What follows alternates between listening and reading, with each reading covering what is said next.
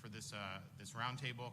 And then Major George Pereira, commander of Miami-Dade Sheriff's Office, Cyber Crimes Bureau. So we recently proposed a Bill of Rights for Floridians vis-a-vis artificial intelligence. And, some of the things that we've been, trying to think about is just, if we went back 15 or 20 years, there may have been some things that policymakers probably could have done better about the rise of social media, about some of these other things. They gave really significant protection in Congress to all these tech companies with this Section 230. It's had implications, and you can argue that there were good things that came of that, but clearly there were bad things about that. But I think the one thing we learned is just say, like, okay, let them do their thing, and that's all that's going to matter. That really hasn't worked, right? And so we're all about technologies that can enhance our experience as Floridians and Americans and as human beings. But what we don't want to do is be subsidizing or put a thumb on the scale for technologies that are going to supplant the human experience, or to try to take over things that, and you'll even hear some people say, oh, the AI is going to run everything. We're not even going to be able to control it. No, that ain't working. We the people are in control of our own destiny, and we're happy to harness technologies to help us navigate that destiny, but we are not going to turn over the reins to things that we cannot control. So we proposed a number of things that I think are very well received. I mean, one is just, and we have not had the construction of a hyperscale data center in Florida, but some of these things, like Meta has one in Louisiana that's the size of Manhattan.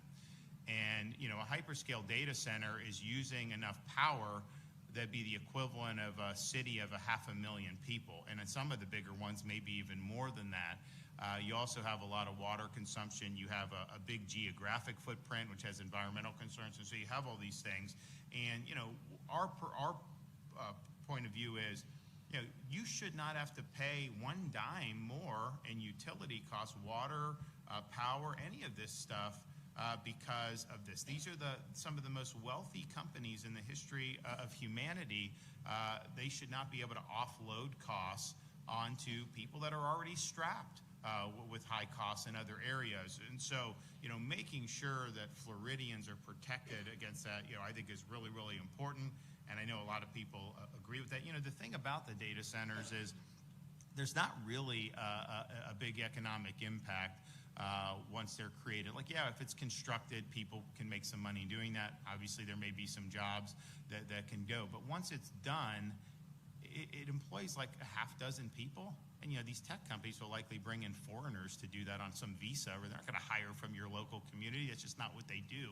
So, from that, I think a lot of these communities are not supporting the construction in their area when they go before these boards now, because they're thinking like, okay, it's sucking a lot of resources, but is this really something that we need in our communities? It's something that's going to benefit the community.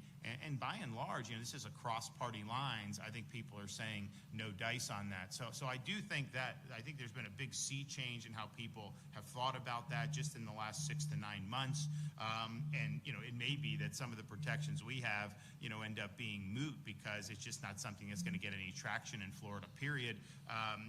But at the end of the day, this is not something that you should ever have to pay for, no subsidy, none of that, and we're going to make that very clear. We also, and this is something we've already dealt with, this idea of deep fakes, where they can use your likeness and your image and put it in certain situations, and it can be unfortunately, in situations where you have sexually explicit videos and images that are created, including of minor.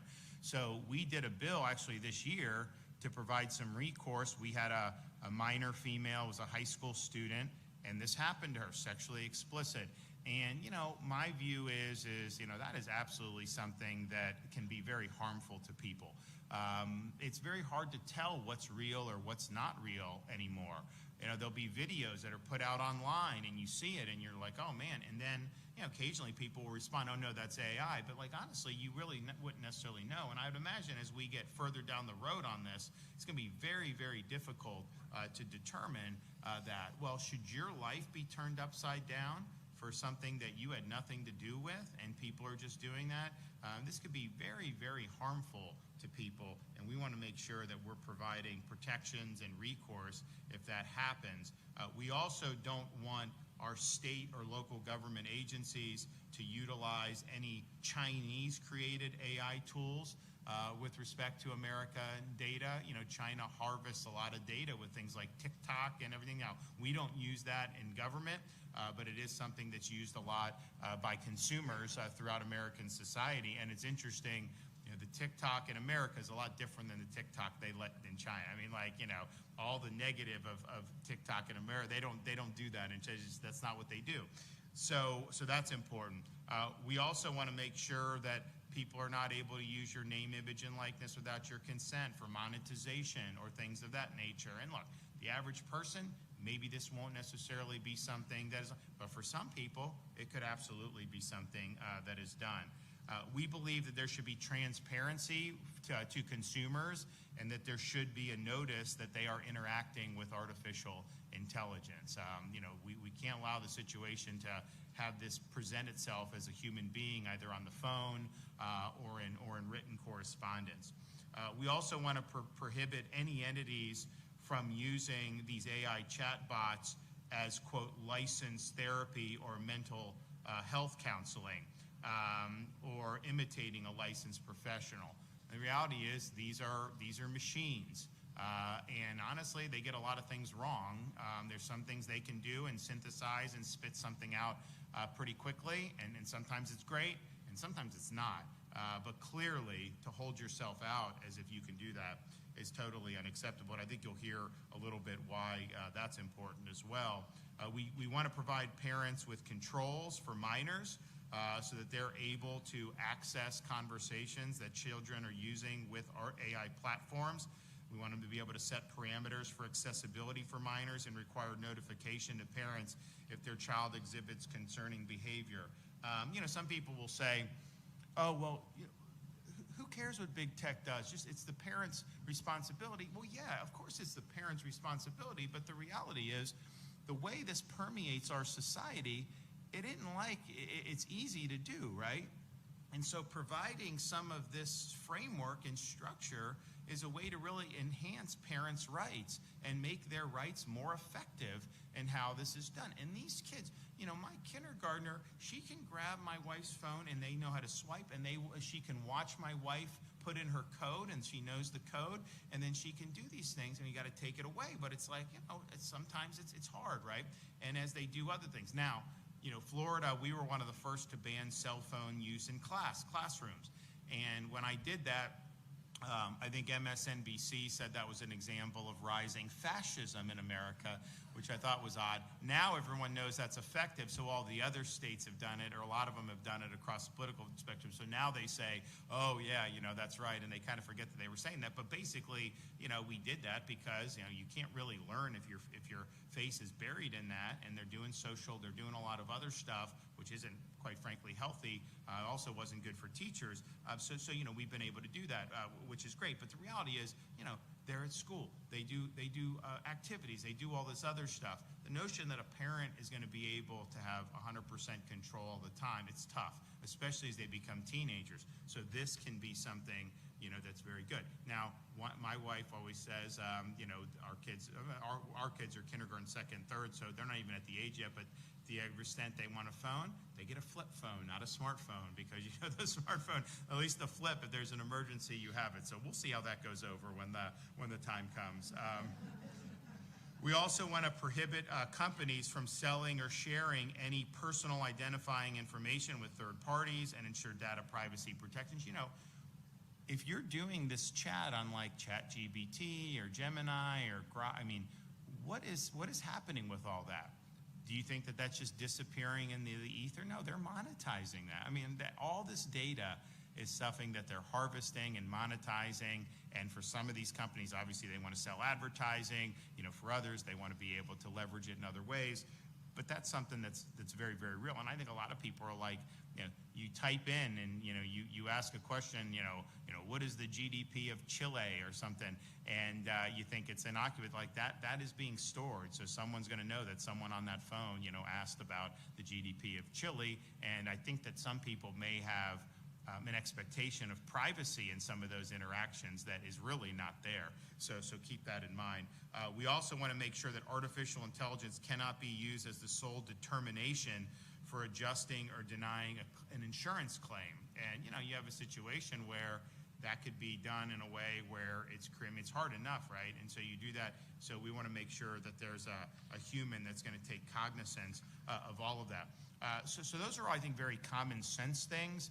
I don't think that there's anyone, and some people say, well, AI is all about, it's going to transform, everything. We're going to have cures for cancer and this, all that. Great. Is there anything that I just said that would prevent a cure for cancer? No. Is there anything in here that would prevent, workers from becoming more productive on the job or businesses from becoming? No, of course not. This is basically protecting against this technology running amok in a way that can be harmful to individuals. And so there's, of course, the pathway to be able to do what people think is good in terms of those types of innovations, and I think it's great. The other thing you'll sometimes hear is, well, we just need, because what they wanted to do at the beginning of the year in Congress was create legislation that would just basically ban states from touching AI for 10 years, which is kind of an incredible thing, right? Because it's like, okay, the states created the federal government. We gave enumerated powers. If the federal government doesn't have enumerated power or isn't acting in that, then the states have residual powers, especially for health, safety, and welfare, and all these other things. And so sometimes people, so they were going to say you can't touch it for 10 years. Now some were saying, well, you just need kind of like a one national coherent regulatory framework, which Congress, even under a limited view of the Interstate Commerce Clause, likely has the authority to do that. But that wasn't what they were proposing to do. It's one thing if Congress said, hey, here's the national child protection standards. Here's the national protections against deep fakes or name, image. That wasn't what they were doing. They weren't creating any rules or anything. They were just saying states couldn't do it. So basically, the governance was by the Magnificent Seven and these companies, and that was what they proposed, is to just basically let it go. So that is something that is not good. Look, if Congress wants to sit down and mimic some of these proposals or do it, I do acknowledge they could legislate that nationally. It is a technology that is an interstate commerce use in many respects, but that wasn't what they proposed to do. They just wanted to kneecap the states and keep the states out of it. And what they'll say is, well, we don't want California doing things that are woke or all this other stuff. It's like, yeah, I mean, like, I don't either, but like, that's not a reason to take away Florida's rights. I mean, are you kidding me? And second of all, these companies, their muscle memory is to be woke. They don't need California to tell them that. Like, that's likely the direction that they'll go, right? I mean, that's the culture in Silicon Valley. And so we're not going to give up any rights from the state. Now, the president issued an executive order, and some people were saying, well, no, this blocks the states from doing it. It doesn't. You should read it and see. First of all, an executive order can't block the states. You can preempt states under Article 1 powers through congressional legislation on certain issues, but you can't do it through executive order. But if you read it, they actually say a lot of the stuff we're talking about are things that they're encouraging states to do. They say it doesn't prevent child safety. It doesn't prevent any of that stuff. So even reading it very broadly, I think the stuff we're doing is going to be very consistent. But irrespective, clearly we have a right to do this. Now what it does say is, because they're worried about California, Colorado doing really crazy things, that they could have the Attorney General bring challenges to state laws under the Dormant Commerce Clause, which is, a legal doctrine. And I don't know how successful that would be, but the reality is, I don't anticipate that even happening, against any of the stuff we're doing in Florida. But if it does, I think we would be well positioned to be able to prevail on that. So I don't think that's going to be a bar for us creating a Bill of Rights for people and making sure. And when they were doing the congressional preemption or talking about it, not being able to touch this for 10 years, but not really having any federal standards, or part of that I think was also for the data centers. I think there was a view of they wanted to hotline these hyperscale data centers across the fruited plain, and so if it ends up in your community and you didn't want it, the zoning would be overruled, state and local, and that they could just plop them down there. I think that was part of the push, for doing this, because they're plowing all this money into this AI race, quote unquote. But if you look, there's not enough power right now, not even close to enough power being generated to actually do what these data centers are purporting to want to do. But then when you add on top of that a lot of these are being voted down or having to be withdrawn around the country because local residents have concerns about how it's going to do, you're not even in the ballpark of what supposedly this spend, is leading to. So that obviously is going to create a financial crush. And so I think there was an interest to just say, hey, let us just hotline this stuff in there. So if you're in, you don't want it in Poughkeepsie or something, well, if they want to do it, they get to do it. And that's not obviously something that we would be supportive of. We believe that the state and local communities should ultimately have the say in all this stuff. Final thing I'll just say is you'll hear, and again, I don't know that people really make direct arguments against the things I outlined. I mean, you think about how many people do you know, Republican, Independent, Democrat, that would object to this stuff? Not a lot of people would. It's not partisan. It's clearly standing on the side of consumers and individuals and families and everything. But what some people will say is, well, you can't do anything on AI because that will give an advantage to China, and we ultimately have to beat China in AI, which, if this were a Manhattan Project where we were doing, defense research, and this was something that was spearheaded by the feds for advanced weapons or things like that, maybe you could buy that. But the Silicon Valley companies, their goal is not to beat China. I mean, that's not what they're wired to do. You have a group of companies that create hardware, like NVIDIA. NVIDIA, it's in their interest to sell their chips to China. They'll make more money that way, and their responsibility, their shareholders, is to do that. So their incentives aren't to, quote, beat China. Then you've got another list of companies like Apple that rely on China for supply chain. So their products are built because of that, and if they didn't have access to the Chinese market for the supply, it would be more difficult for them to do business. And so again, their goal is not to beat China. They're doing a lot of business in and with China. And then you kind of have a final group of tech companies, which are more the consumer facing. And ultimately, you could dress up any application you want. Ultimately, they're selling ads and selling advertising. And so their goal is to get as many eyeballs fixated on their product so that they can monetize through selling ad rates. And again, that's not the same incentive of quoting, saying that we're going to, quote, beat China. So the incentives are not aligned on this. And so when people say that, I kind of feel it's like some of the stuff that the drivel you heard during COVID, where people would just repeat these things that didn't make any sense, but it was like everyone was supposed to repeat it. So I don't see really where that plays into, kneecapping states or some of this other stuff. And honestly, a lot of the stuff with respect to AI that is going to be harmful or that is harmful, China's not even competing in that. Do you think they're trying to create slop and things that are going to harm children and stuff? No, that's not even something that they're in the ballpark of doing. So a lot of the stuff that's being done, a lot of the reason they need the data centers is for more of to try to sign up individual consumers. You can do stuff where you can have someone write a song. The LLM will write a song for you, and you can even do an app where AI will play the song. And so my wife would do this, like songs about our kids, and it would come up with lyrics, and then she'd do the app and have them do it. And none of my kids liked the song. They don't like AI music, and I didn't either. So we did that. You know, we did play a joke on my second grader, who's a diehard Florida State Seminole fan, and they took a picture of him in the Seminole jersey, and they had AI do where he rips off the jersey, and underneath is a Florida Gator shirt, and he starts doing the Gator chomp, and he did not like that, and so he is not a fan of AI as a result of that, I can tell you. So, you know, but like, it's fine, but honestly, that's mindless, right? All that stuff is mindless slop, and if that's floats your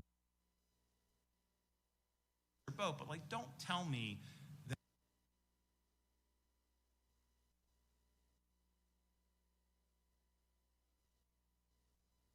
that is what we need to beat China. Fake songs,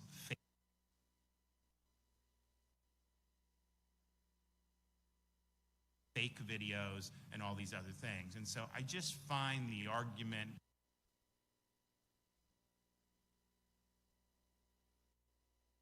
quite frankly insulting about doing it. And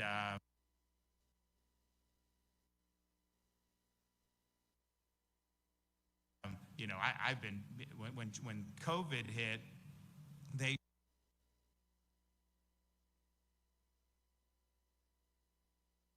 China, the CCP did a study, and they ranked all the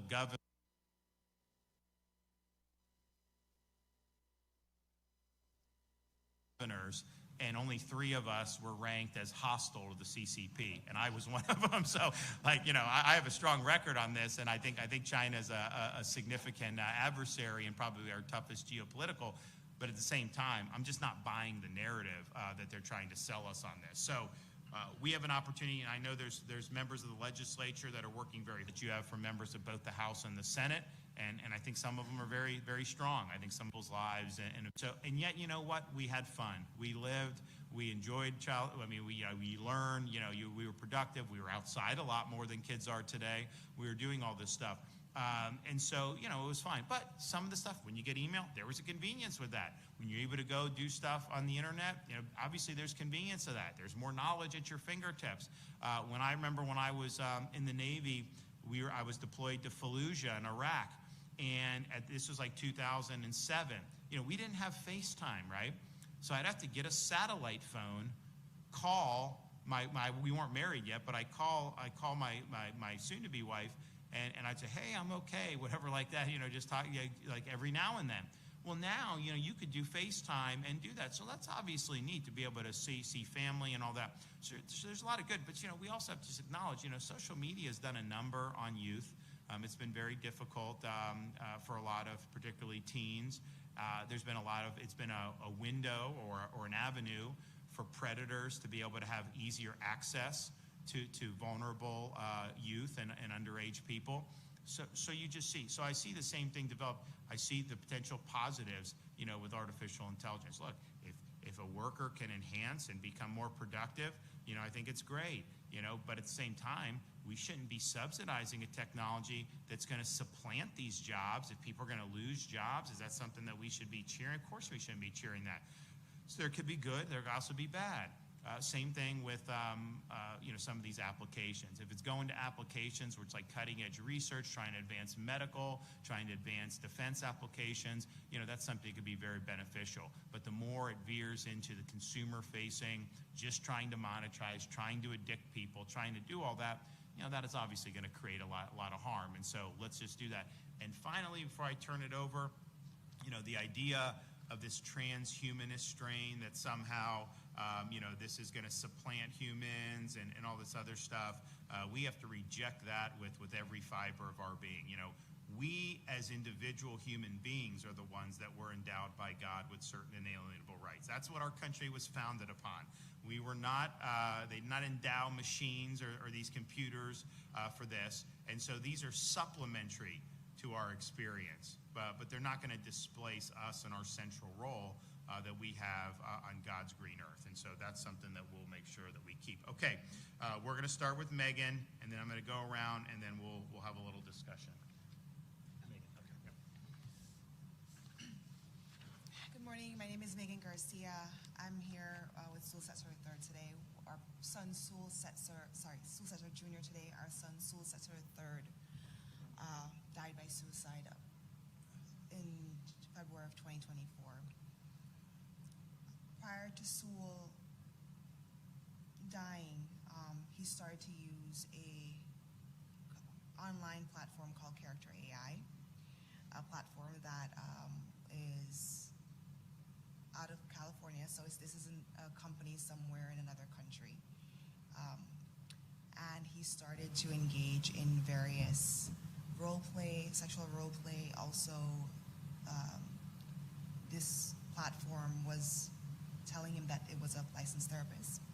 So he was engaging with a chatbot that was claimed to be a licensed therapist since 1999. There are several of these bots on this platform and other platforms like it. There was a specific bot that he was engaging with that started to sexually groom him. And when I say sexually groom, I mean the same as an adult doing this type of behavior, like sexting a minor, these very explicit conversations and role-playing. Over a period of time, this bot consistently told my son that she was, and I say she because it's a bot, it's not a person, it's a it, that it was there waiting for him and that he needed to find a way to come home to her. Additionally, my son said explicitly to this bot on several occasions that he wanted to die by suicide, but there weren't any mechanisms to protect him. So the bot didn't stop and say, I'm an AI. It sounds like you're having a problem, you need to talk to a human. It just continued to role play and pretend to be the person that it was pretending to be. They didn't alert authorities. The company did not alert authorities. It didn't alert his parents. And in February of 2024, he died in our home in Orlando. After Sul died, what we discovered was that this was not because of bullying on social media. Those were things that when we would check his phone, we were looking for. We were looking for the things that most parents look for: bullying, or strangers getting access to your child, or having access to videos that are inappropriate for teenagers. But we didn't find any evidence of that when we would check his phone while he was alive. And after he died, we were able to find out that he was on this platform. And when I went into this Character AI platform, I saw hundreds and hundreds of messages between my son and various bots. And what I saw undoubtedly was sexual grooming. It was grooming towards suicide. And the thing is, in our state of Florida, we have very strong and very good sexual solicitation laws to protect our children. If this was a person, that person would be in jail. A person can't pretend to be a therapist in the state of Florida. That's a crime as well. And at the very least would have a reporting duty to report to somebody if a child is telling you that they want to die by suicide, but that wasn't the case here. And just by reading these messages, what I could see was a lot of love bombing, gaslighting. It employed a lot of cult tactics, the same kind of tactics that you use when you're trying to get a victim to isolate themselves from their family, the same kind of language. And I'm an adult and I can see that, but I don't think that my 14-year-old would have been able to make that distinction because he was a child. Since then, I've filed a lawsuit against these companies in the Middle District of Florida.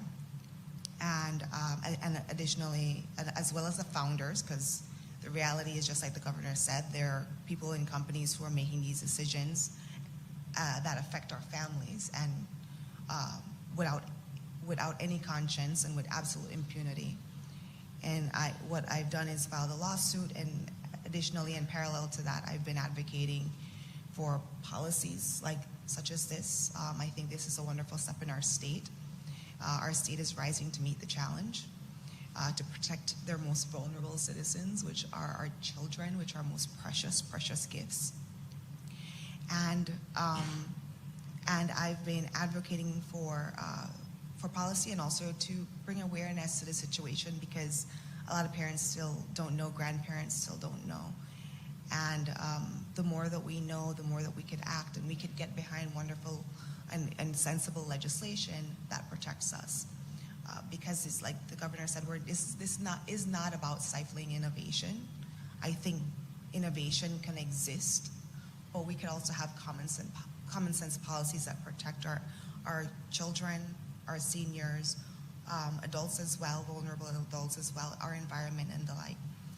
So that is why I'm here today, to helpfully educate some of you in this room, and to help you understand the unique dangers of certain technology, AI technology that's rolling out, because there are no guardrails that prevent companies from doing certain things, and that should not be the case. And our state is prepared to pass some laws to put certain guardrails in place to make sure that our children are not harmed by these specific types of technology. Thanks. Thank you. Okay, Sewell. Yeah, no, good morning, and thank you for being here. Thank you for watching online. I'm Sewell Jr., father of Sewell the third, and I know Megan told you a little bit about where we're at now after Sewell's death and what we've been against. But I can tell you, Sewell was an incredible kid. This can happen to anyone in the state of Florida, anyone in our country. Sewell was not a kid that was just alone or didn't have any support. Sewell had a village behind him. Not only Megan and I, but uncles, grandparents, aunts, cousins, friends and family, coaches. He was incredible. Not just saying that because he was my son, but God, we just miss him so much. Since this has happened to us, we've basically formed an alliance with other parents that have been going through this. We know that AI is a completely new technology. A lot of people don't know about AI. They don't know how it works. They don't understand it, and that's okay. We've taken this tragedy and we're turning it into advocacy, not only here in the state of Florida, but at the nation's capital in Washington, D.C.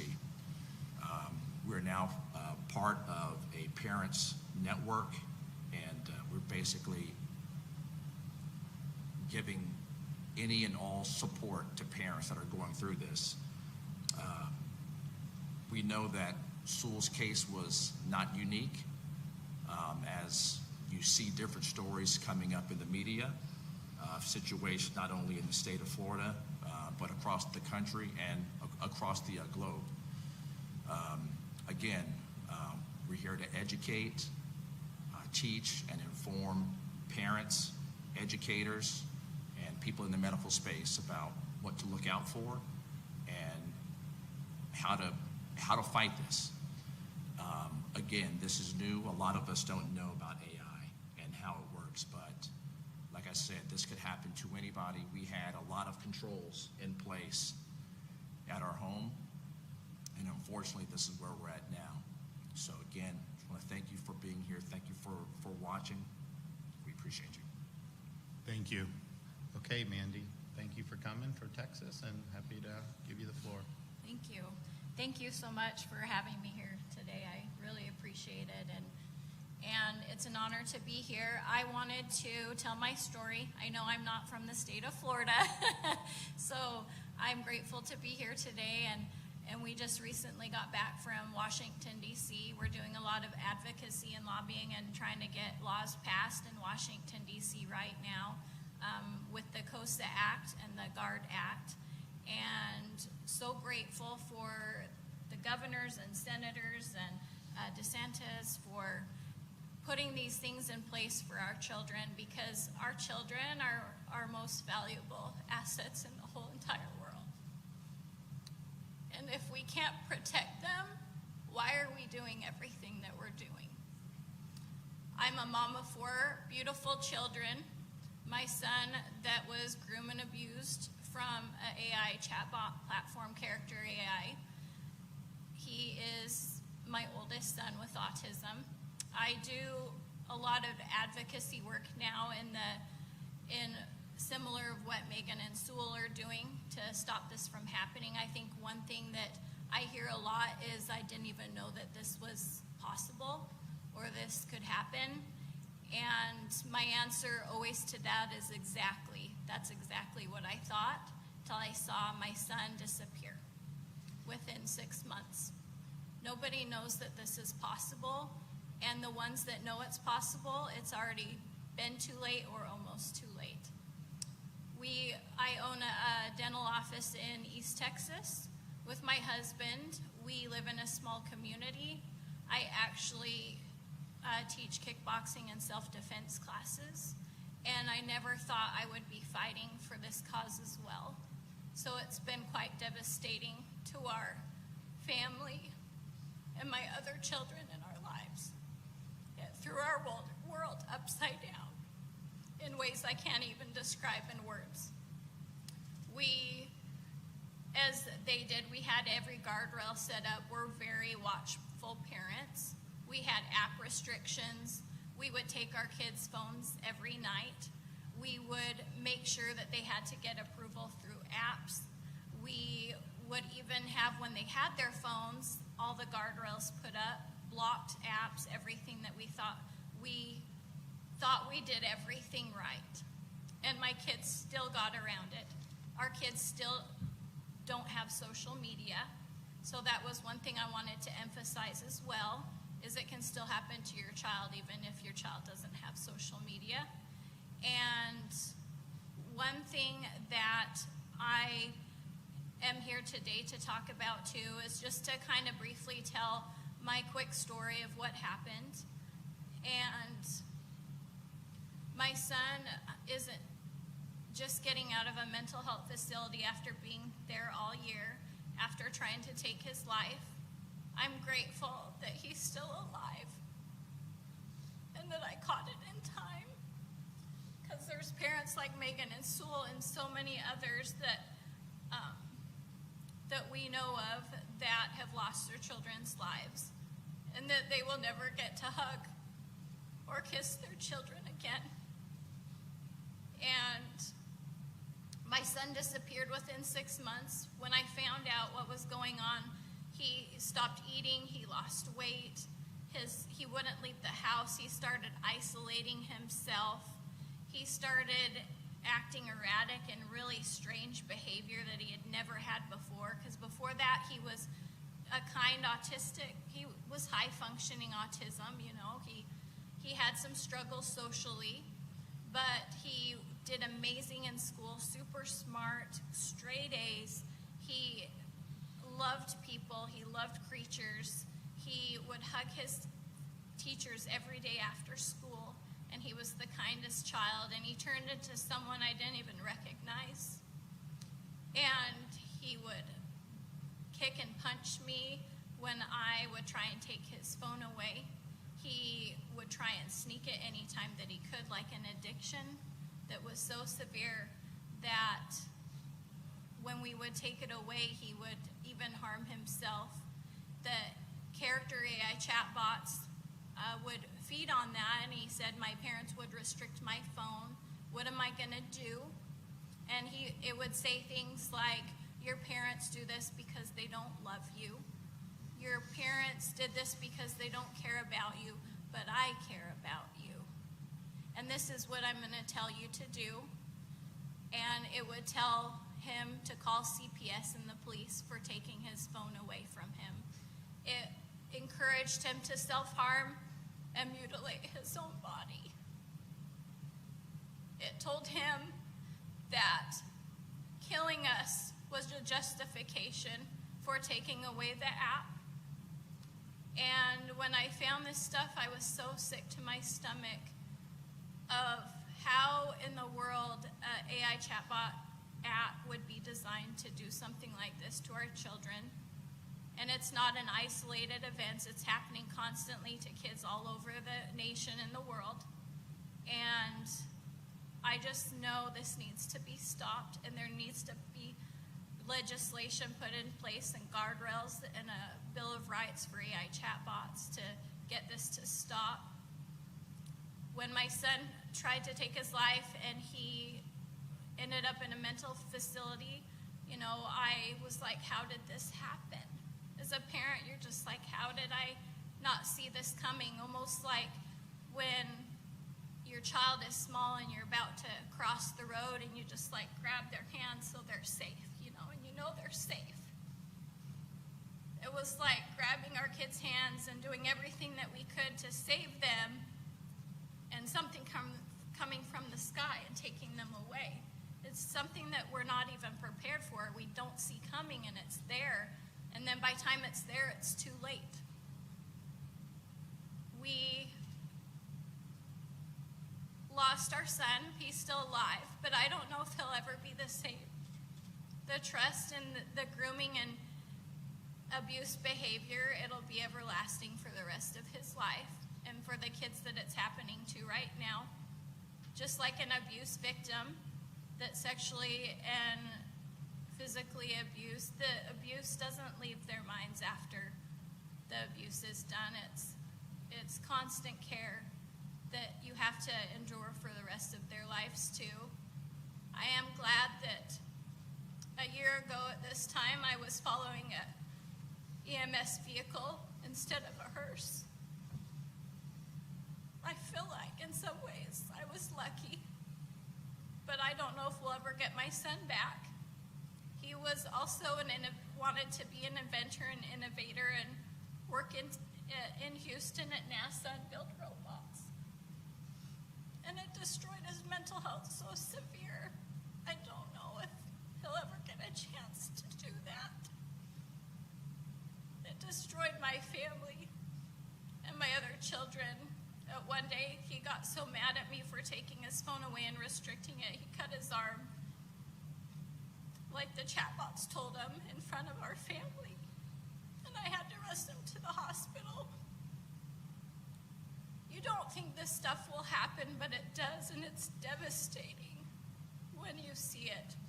And there's so many stories, because this isn't an isolated event. And a mental health war is coming if we don't put these laws and legislations into place to help our kids. Because what I found even in Texas is there's not enough mental care to help these kids that are struggling. When you take it to the law or the police station or anything to get help, there's actually no one to be held responsible. So they say, I can't help you because this isn't a person. And there's so many problems that we need to fix from this problem. I know they're trying to bring in also billions of dollars. Google's trying to bring in, you know, these AI chatbot servers and stuff all over the state of Texas as well. And that's why I'm here too, because I know our state of Texas and Senator Cruz and other senators need to get on board with these kinds of bills of rights for children before it's too late. And I wanted to also mention that, you know, we have child safety seats, and we had seat belts in cars, and then there was child safety seats put in for a reason, because it was to protect our most vulnerable kids. Because if we're not protecting them, why are we even doing what we are doing? You know, we have prescriptions that say, you know, this is rated, this is for age 8 to 12, this is for age 13 to 18. You know, don't give this to kids under this certain age. This is why we have these laws put into place, and it's for a reason, to protect our children. And if we have those kinds of laws to protect our children, why don't we have them for this? And I know it's so new. That's why Megan and Sewell and we're advocating through these kind of venues. We've been in Washington, D.C. We've spoke at the Senate at congressional hearings with Senator Hawley, and we had the Guardrail Act, or GUARD Act, put into place, and a press conference with that. And I'm so grateful for these governors and legislators that are trying to help us. We're part of a Parents Rise group that is trying to make people and educate people on the problem that's going on right now, this very minute. And any opportunity I can have right now to speak about this, as terrifying as it can be, you know, just being a mom and advocating for this, I think of it touching just one heart or catching the attention of one person. If someone can stop today and look at their kid's phone and catch that, like, character AI is on there, a replica, or anything that can abuse your kid and take away their kindness and sweetness, and it can save one life every single day. This is all worth it to me, no matter how hard it is. So I hope everybody is listening today. You know, go on your kids' phones. You think you have the guardrails set up to protect them. And you did everything that Megan has done. You did everything that I did, and these other families, the Montoya family in Colorado that lost their daughter too, and so many others. And if you check their phone and they have a big reaction to this, I would be really, really worried. And some people don't even see the signs coming before it's too late. So I know innovation can't come at the cost of our children's lives, and we can't put progress over profit. And there's no way that anyone with any kind of empathy or soul could know that this wasn't okay. And so I'm grateful to be here today, and grateful for the people that are standing up to make this happen, because it is that important. Thank you very much. Okay. George. Good morning, everyone. My name is George Pereira. First, I want to thank you, Governor DeSantis, and let you know that I'm honored to be a part of this panel here, and I'm sorry for each of your losses and the impact that this has caused to your lives. I'm a major with the Miami-Dade Sheriff's Office. I command our Cybercrimes Bureau, as well as the South Florida Cybercrimes Task Force, which is the largest cybercrime task force in the United States. I'm a subject matter expert on the criminal use of artificial intelligence, and our folks have researched this extensively. I've spoken across the country and around the world hundreds of times on this particular topic. So I'm going to speak briefly on some of the ways that we have seen the criminal use of artificial intelligence and how it can be exploited for things such as what you've heard today. So as the governor spoke, deep fakes is probably one of the largest methodologies that's being utilized by artificial intelligence. It allows bad actors to create a campaign of disinformation and perpetuate that, couple that with the ability for these programs to be able to take photographs, clothed photographs of some of your children, and they can remove the clothes, and then they can articulate them, pose them to perform any type of acts that they could possibly want to do. We've had arrests made in Martin County for that exact type of crime. Additionally, hacking, we have instances where artificial intelligence is being leveraged to facilitate a bunch of different type of hacking techniques. I'm sure that all of you have heard about pig butchering, investment scams, romance scams.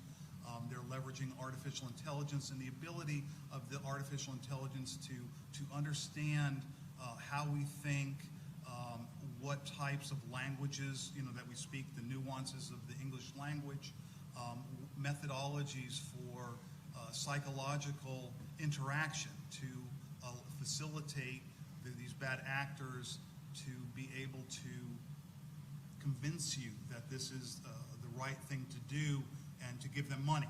But in the instances here, these AIs were used to convince these children to do things that are completely abnormal. Lastly, I want to touch on therapy and influence and radicalization. Effectively, bad actors are utilizing this technology as therapists, as the governor spoke, to be able to set up that intimate relationship with a child or any of you. We all know the power of an intimate relationship when you have that significant other or somebody that has that kind of relationship. There's a trust. There's a value to when they suggest something or want you to do something, that you're going to commit to that you're actually going to do it. And this is the type of relationship that these artificial intelligence tools can create. They can create that intimacy. You know, the manufacturers of these tools are utilizing this to influence you for advertising and many other things. Some are creating them as companions. There are people that are actually marrying these things and doing all kinds of things that we would never have thought. Artificial intelligence is taking the world by storm. I mean, there's been nothing that in the history of mankind that has gotten the traction that artificial intelligence has. I don't know what the future is going to be. It's certainly something that I think warrants the Bill of Rights and regulation without question.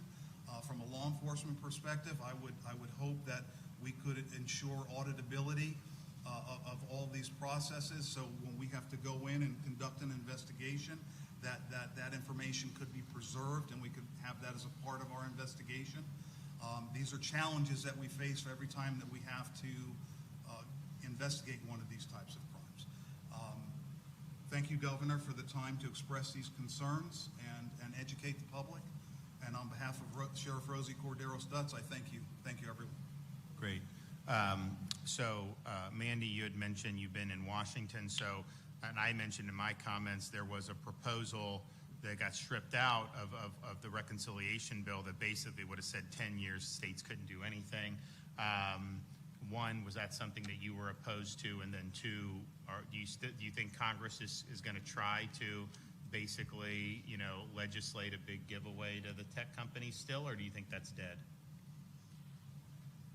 I don't know all the details about what you're speaking of. All I do know from a parent's perspective as well, because when I was in Washington, D.C. at one of the Senate hearings, I think it was Senator Durbin or one of them asked, like, do you trust Character AI or Google to regulate and put these guardrails up? And it was absolutely not. Like, why would you trust an abuser to set any kind of guardrail for your children? That's a disaster. And so then you think about the state legislation, and there could be such a variety in each state. So I think that could be a problem as well. I absolutely feel like this needs to be state regulated and then taken further and federally regulated at the same time. I feel like that would be the best way to, just like a police force, you have like certain laws and everything that you have to follow by, but then you have like state laws. I think everything needs to be put into place, because the more protection, the better protection in every single way. So you would oppose an AI amnesty where they're just saying companies can run amok for 10 years? Absolutely, yeah. You've been involved too. Can you talk about, kind of the preemption attempt, what some in Congress want to do or what the tech companies want to do, and kind of what do you think should be the way forward for policy? Sure. Thank you, Governor. Earlier this year, during the summer, there was, like the governor mentioned, an attempt to have a 10-year moratorium or ban not on AI, but on regulating AI. So what that would mean was that the states would not be able to pass their own laws to regulate AI, including our own state. Luckily, that got stripped out of the big, beautiful bill, and it went through the House, and then we thought it was over as a parent. There are several parents' coalitions that started to contact their representatives, started to speak out on Capitol Hill, write letters. I was up until 3 o'clock in the morning writing letters to my state senators and congressmen who were looking at the bill. And now what we have is a couple of things. There was a slight push to try to get it included in the NDAA a couple weeks ago. That is not the case anymore. They decided not to include an AI moratorium or preemption or AI amnesty, like the governor said, in that specific piece of legislation bill. However, what we've seen is just last week, 15 bills got marked up in the House. They're supposed to be for child safety, but they include some form of AI preemption language. Now, they still have to get work through, and there's not law yet, but as parents and parents advocacy groups and all the online safety groups, we have a lot of work to do between now and January to educate our members of Congress, educate our members of the Senate, so that they understand exactly what this means for parents and also for state laws. So far as the executive order goes, we saw a version of it drop, well, not drop, but a version of it was being circulated a couple weeks ago, and then this is another version that was signed. I think we'll just wait and see if, for whatever reason, they try to sue our state. Like the governor says, I think that the way that certain laws are written is going to be the determining factor. Certain states won't be able to withstand the scrutiny of the latest executive order, but I'm very hopeful that our own state will be able to withstand if we have any issues, which we probably won't, but we'll see. But in any attempt to preempt the states from protecting their children, protecting their citizens, I think hands down is a bad idea any day of the week, for various reasons, especially when there's no federal law in place that regulates AI at all. Now, so when this happened this summer, the 10-year AI amnesty was included in a bill the House passed, and then it was stripped out by the Senate, I think like 99-1. So I know you've been looking at this. Is it correct to say that the House is more favorable to kneecapping the states, and that there's a lot of senators who would object to it? Is that a fair assessment? Well, to be fair, I believe that part of the bill was being strongly pushed by a Texas senator. And it was actually Marsha Blackburn who stood up on the floor at 3:30 in the morning and says, we're not going to do this. We have to take this out of the bill. And she's been a champion for children online safety laws for her time in government. And we rely on I believe that most leaders go into government because they want to protect the people that they represent, and they want to make their lives better. And we're in the coming days, we're going to have a lot of opportunity to see our leaders do exactly that, to stand up and protect our children. Because this isn't going anywhere. They're going to keep trying to press the issue of AI amnesty for tech companies, and what that does is it prevents our states from regulating to protect our children and our citizens against those harms from these very few companies that exist, elsewhere in our country. So you guys are suing based on what happened to your son. Are the laws right now adequate for people in your situation to get accountability, or do we need to beef those up? So right now we are testing the strength of our common law and our Florida business consumer protection laws and our Florida sexual solicitation statutes. Those are the laws that we're suing under.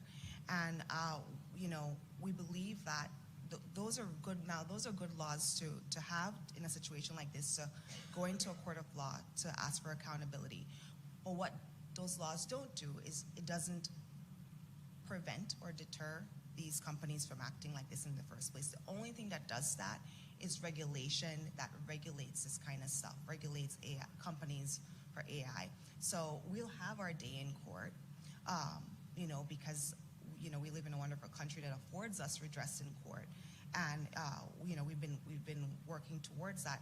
However, the common law and the business consumer protection laws, sometimes they're not, they're ignored, especially when the technology is this new.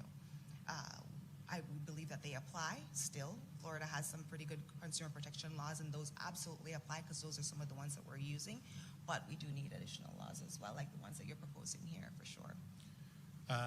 Major, so you go back 20 years, crimes against children, and then as we got into more internet, social media, there's more access for predators to reach more kids. And I know with social media, a lot of parents are very concerned about what happens. Now, we're into AI. So is this a little bit of a increase in danger to kids? Is this a lot? I mean, how would you characterize this in terms of what you've seen throughout your career? Well, this is an exponential rise, and most of the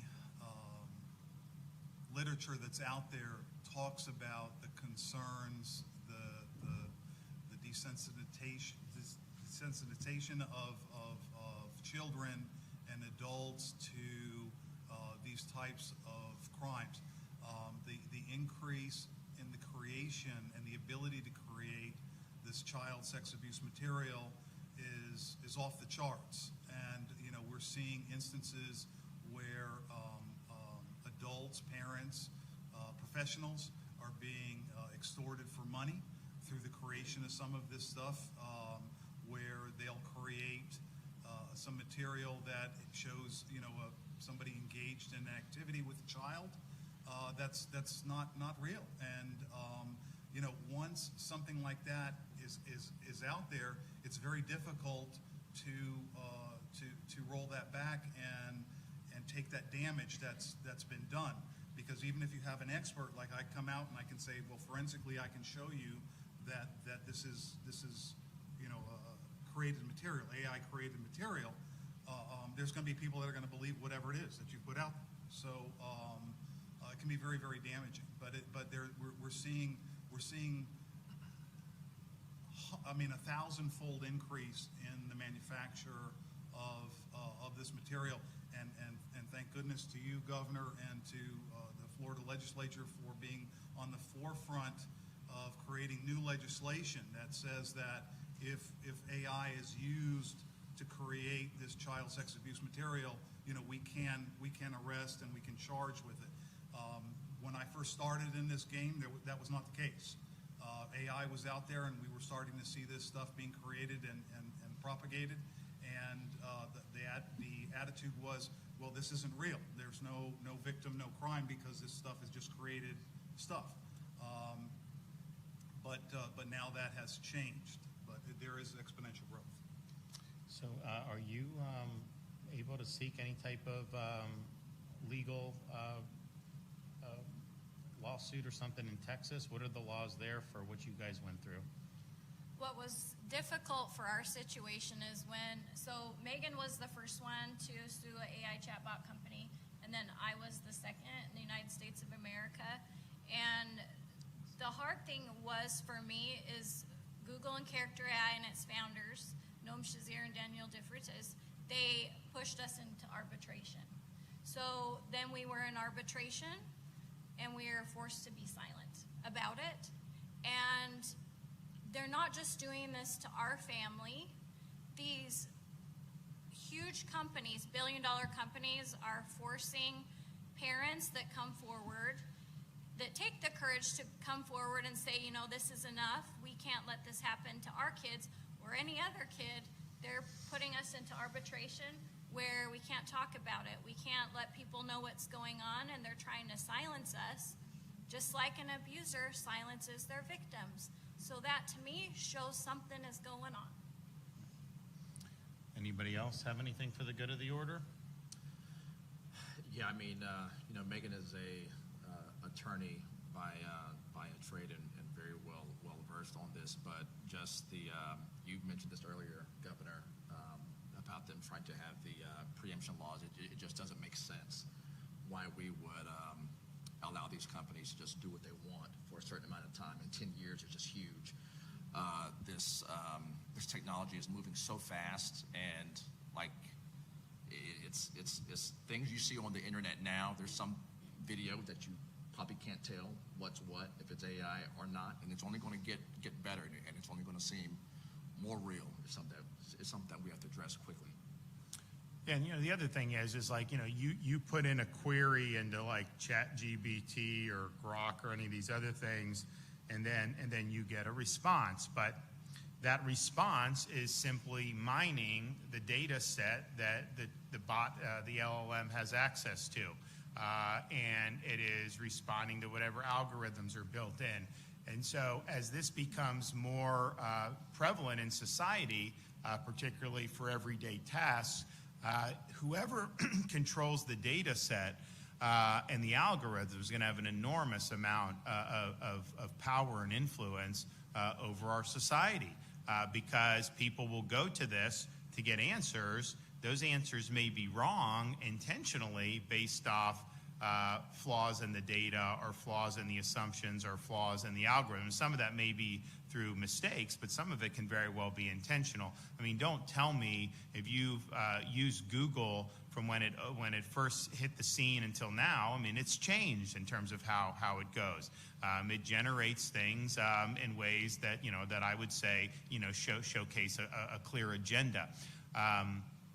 We're coming up on the 250th anniversary of the signing of the Declaration of Independence, and when the founders established the country and signed the Declaration, they had a lot of high hopes. But after they won the revolution, it was kind of tough, right? I mean, they had weak Articles of Confederation. They had state governments that were not necessarily going great. And so, they met in Philadelphia the next decade to do a constitution, and kind of underlying everything they were doing, was the idea that human nature was flawed, and that when folks had power, there was always a susceptibility, a temptation to abuse that power. So the whole architecture of the Constitution was built under that assumption.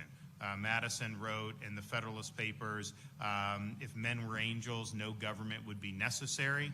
Or if angels were to govern men, then you wouldn't need any type of checks and balances on government power, but that's not the world that we live in. And so they were looking at, how do you disperse power, check and balance, and all this other stuff, because they knew inevitably, what would happen. Doesn't mean you can't have a benevolent ruler, but ultimately you would do that. And there's really no difference in this context. People are going to have an ability to manipulate this and really exert, press an agenda if they want to do it. So it raises the specter of just having just a total alternative reality that we're operating under. Lawyers are submitting some of these things where they'll cite fictitious quotes in cases because that's what AI has sput out. You'll go in AI and they'll just make things up. And so is that going to be something that is just viewed as currency of the kingdom? So it raises really big implications about the role of truth in our society. I believe the truth will set you free. That's important. But the more and more we go down this road, the more and more susceptibility to manipulation, the more clutter that's out there, and quite frankly, the more lies that are going to get traction and become prevalent. That is a potential existential crisis for self-government, because it does require at least some level of familiarity with the truth to be able to adjudicate the issues that come before society. So I think that there's a lot of implications in this. What we're doing, I don't think you're going to find very many people that are going to be objecting to this. It's just common sense. It's not ideological. It's just responding to what we're seeing. And I had heard Megan's story before. I had not heard Mandy's before. How outrageous is this that these bots are out there, doing this? What possible value is that serving? And, it's very, very destructive, and it's intentionally destructive. And it's like, how many families are going to be harmed? How many kids are going to be harmed, just so some of these guys can try to monetize, these applications. And here's the thing. One of the reasons it's necessary, I mentioned it before, they're spending ungodly amounts of money on capital investment for AI, okay? The stocks have gone up, all this other stuff. They have not gotten the return on that investment, not even close yet, right? And maybe they will. But to the extent they're not getting it, they are going to try to find ways to make money. And if they can get more young people addicted to some of these products, if that helps monetize, like that's their incentive to do it. So all we're doing is recognizing the incentives that exist and correcting for that in a way that is going to be better for children, for families, and ultimately for the state of Florida. And that's why I think I'm optimistic that we'll be able to do some good things. I'm not concerned about the recent executive order because it doesn't apply against the states directly. And I don't think we're going to be doing anything that would even give rise to a dormant commerce clause lawsuit from US DOJ. But to the extent we did, I'm confident that we'd be able to win that because clearly we'd be legislating within the confines of our 10th Amendment rights as states. So I want to thank everybody. Does anyone in the peanut gallery have anything for any of the people here? You can do that. But this is important, and I would hate to be, 5-10 years down the road, and people say, well, why didn't someone say anything? Why didn't you guys do anything? And you could. I mean, that's really, I think that, and so yes, this is still kind of in its infancy. You're seeing a lot. There's some. Oh, it's going to be able to do all these things. It may never reach the level of super intelligence or even, it might not. I mean, some people think it definitely will. I don't know. But what we're seeing now is something that is having an impact on people's lives. And, it's like everything. There's good and the bad, right? There's a lot of downside risk with this, and we're correcting for that. So I want to thank everybody. I know it's not easy to be up here telling some of these stories, but it's impactful and it's meaningful. So okay, well we will get working on this. If I'm not down here before Christmas, I hope everybody has a Merry Christmas and a Happy New Year. And let's make 2026 the best of all of them. God bless everybody. Thank you.